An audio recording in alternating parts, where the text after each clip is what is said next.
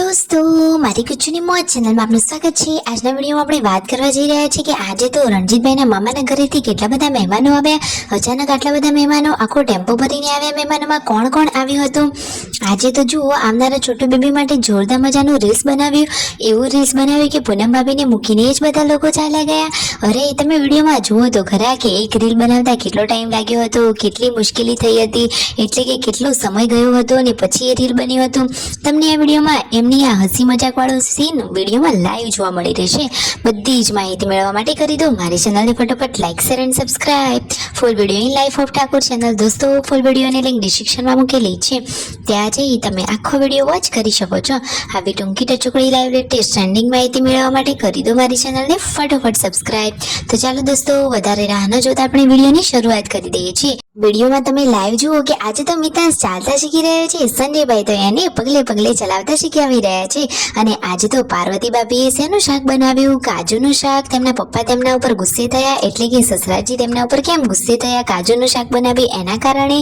શું એમને સારું નહોતું લાગ્યું કે પછી કાજુ મોંઘા પડ્યા હતા? કેમ બોલ્યા હતા? મિતાંશ તો અહીંયા જુઓ રમી રહ્યો છે અને હવે ઘરના બધા લોકો જમવા માટે બેસી ગયા છે। તો દોસ્તો, આજે તો પાર્વતી ભાભીએ સરસ મજાનું કાજુ અને ગાંઠિયાનું શાક બનાવ્યું છે। એકદમ અલગ જ સ્ટાઇલથી અલગ જ રેસીપી બનાવી છે। ઘરના બધા લોકોને આ શાક કેવું લાગ્યું? એકદમ ટેસ્ટી એન્ડ યમ્મી બન્યું હતું। બધા જ લોકોએ પાર્વતી ભાભીના તો વખાણ કરી દીધા। પરંતુ સાંજે પછી શું ઘટના બની છે તમે વિડીયોમાં લાઈવ જોજો। અને હવે ઘરે મહેમાનો આવી પહોંચ્યા છે। લાસડીથી આવ્યા હતા મહેમાનો સરોજબેનની ખબર પૂછવા, અને પછી અહીંયા સંજયભાઈના મમ્મી પપ્પાની ખબર પૂછવા માટે પણ આવી ગયા છે। તો આખું તો ઘર ભરાઈ ગયું છે, એટલા બધા મહેમાનો આવ્યા હતા। જુઓ તો ખરા તેમના રીતિ રિવાજો અને બધા સંબંધો કેવા છે।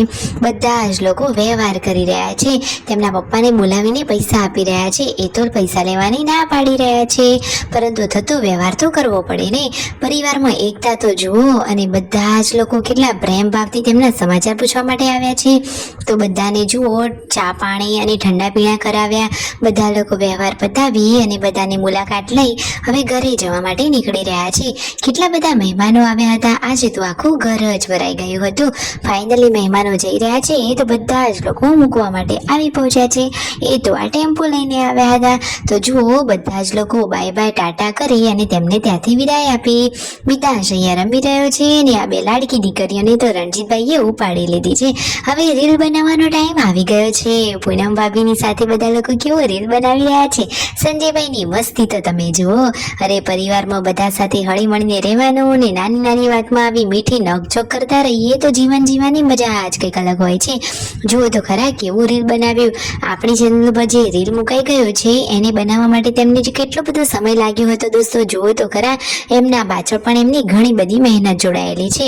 પૂનમ ભાભીની એક્ટિંગ પણ જોરદાર છે, અને બધા લોકોને સૌથી વધારે એક્ટિંગ શિલ્પા ભાભીની ગમી હશે, કારણ કે એ તો થેલો લઈ અને મસ્ત મજાની એક્ટિંગ કરી રહ્યા છે। સાચી વાત છે ને? તમને કોની એક્ટિંગ સરસ ગમી? જેની એક્ટિંગ ગમી હોય નામ કોમેન્ટ કરી દો। આજે રાતને જમવામાં શું બની રહ્યું છે? તો સરસ મજાના બાજરીના રોટલા બની રહ્યા છે, અને શાકમાં શું હશે તમને ખબર છે? જોઈ લેજો તમે। આજે તો મસ્ત મજાનું ફુલાવરનો મિક્સ શાક, બાજરીના રોટલા અને કાજુનું પણ બપોરનું શાક પડ્યું હતું। તેમના પપ્પાએ તો ટેસ્ટ કર્યું અને પછી કહ્યું કે આટલું મોંઘું આવા કાજુનું શાક બનાવાતું હશે વળી? આપણે થોડાને કરોડપતિ છીએ। આ રીતે તો મસ્તીમાં કહી રહ્યા હતા। બાકી તેમના પપ્પાનો સ્વભાવ, તેમના મમ્મીનો સ્વભાવ બધાનો જ મસ્ત સ્વભાવ છે।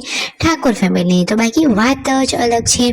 બધા સાથે જમવા બેસી ગયા છે। પાર્વતી ભાભી કહે છે ભલે ને પપ્પાએ એવું કહ્યું હોય, કાલે તો હવે બદામનું પણ શાક બનાવવું છે। આ રીતે વાતોચીતો બધા લોકો કરી રહ્યા છે, અને પાર્વતી ભાભી પણ હંમેશા હસતા જ હોય છે। પરિવારમાં કોઈ એકબીજાની વાતનું ખોટું તો લગાડતા જ નથી।